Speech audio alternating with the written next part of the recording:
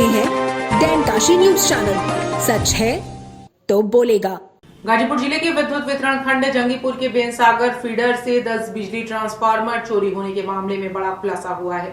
विभागीय जांच में उपखंड अधिकारी एसडीओ को दोषी पाया गया है, जिसके बाद उनके खिलाफ निलंबन की कार्रवाई की तैयारी शुरू कर दी गई है। जुलाई 2025 में बेनसागर फीडर से 1-2 नहीं बल्कि 10 ट्रांसफार्मर गायब हो गए थे। मामले की गंभीरता को देखते हुए तत्कालीन जूनियर इंजीनियर ने 19 जुलाई 2025 को इसकी सूचना उच्च अधिकारियों को दी थी और नौनहरा थाने में प्राथमिकी दर्ज कराने के लिए तहरीर भी दी थी। लेकिन हैरानी की बात यह रही कि मुकदमा दर्ज नहीं किया गया। बताया जा रहा है कि इस पूरे मामले की जानकारी एसडीओ को भी दी गई थी, लेकिन उनके स्तर पर कोई ठोस कार्रवाई नहीं की गई, जिससे मामला लंबे समय तक दबा रहा। उस समय भीषण गर्मी के चलते ट्रांसफार्मरों की कमी से बिजली आपूर्ति प्रभावित हो रही थी। मामले ने तब तूल पकड़ा जब गाजीपुर के सांसद अफजाल अंसारी ने जनवरी 2026 में दिशा की बैठक में इसे उठाया। इसके बाद अधीक्षण अभियंता की ओर से जांच समिति गठित की गई।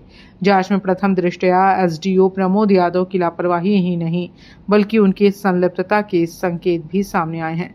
साथ ही कुछ लाइनमैनों की भूमिका भी संदिग्ध बताई जा रही है। इस मामले पर अधीक्षण अभियंता विवेक खन्ना ने बताया कि चोरी हुए 10 ट्रांसफार्मरों में से 5 से 6 की बरामदगी हो चुकी है।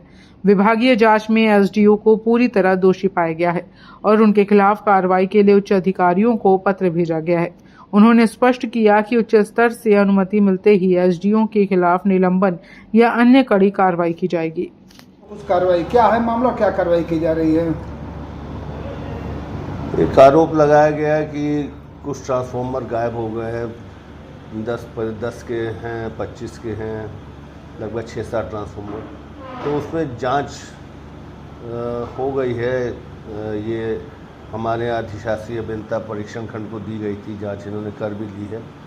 तो अभी जांच सबमिट नहीं की है, लेकिन जहाँ तक है कि उसमें एसडीओ को दोष सिद्ध हो रहा है जो जानकारी में है।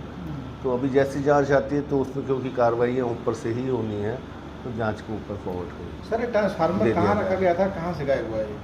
अभी जांच आने दीजिए।